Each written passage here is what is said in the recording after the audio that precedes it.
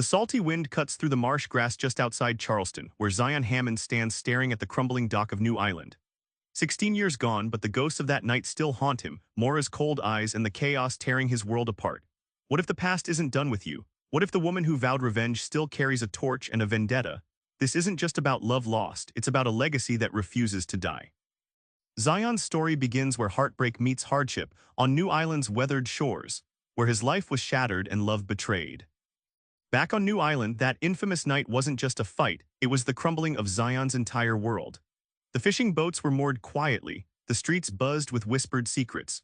When Mora vanished after the chaos, Zion's heartbreak became a public story, a cruel punctuation mark in a chapter that should have been about youth and dreams. Like a rusty anchor dragged from the depths, trauma clings to you, twisting every move. Zion's pain isn't invisible, it's the bedrock beneath his every decision. Imagine a glass mosaic shattered but artfully glued back together, fragile yet fierce. That's how trauma imprints identity, demanding reckoning before growth. Years later in Ohio, Zion runs New Corp with his cousins, a phoenix risen from ashes. The island's heartbreak forged in him a grit that transforms grief into ambition. But even in the cold corporate towers, the pull of Moira's shadow lingers, a reminder that some legacies don't soften with distance. Zion and Moira's story isn't your typical love affair. It's a battlefield where affection and revenge duel for control. Mora's vendetta against Zion is as fierce as fire licking dry wood. She never stopped loving him, her coldness was armor born of betrayal. Living somewhere between fury and longing, she paints Zion as enemy number one, her sharpest weapon, a heart that didn't know how to surrender. Zion counters her icy front with an arsenal of warmth and seduction, turning every encounter into a chess game. Like a master chess player flipping the board, he defies logic by meeting hate with kindness. His strategy is disarming, perplexing, and devastatingly effective.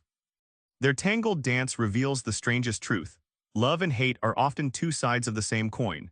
Their push and pull isn't just about revenge or passion, it's a raw, relentless exploration of what it means to truly forgive or to never forget.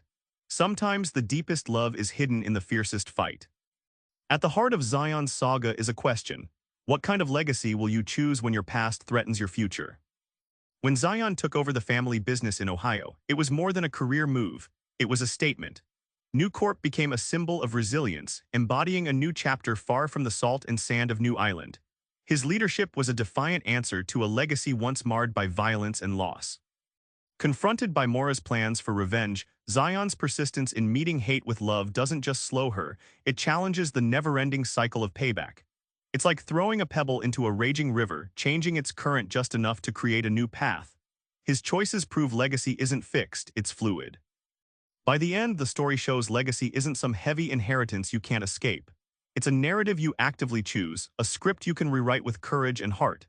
Zion's journey urges us all to ask, will your legacy trap you or will you transform it? Back on that crumbling dock on New Island, Zion's story comes full circle. The ghosts that haunted him don't disappear, they change shape as he confronts them with new strength. The lesson? Your past can haunt or fuel you, but the real power lies in choosing how your story ends. So tonight, think, what part of your legacy will you rewrite? Try shifting your hardest pain into your strongest purpose. Subscribe for more book summaries like this one.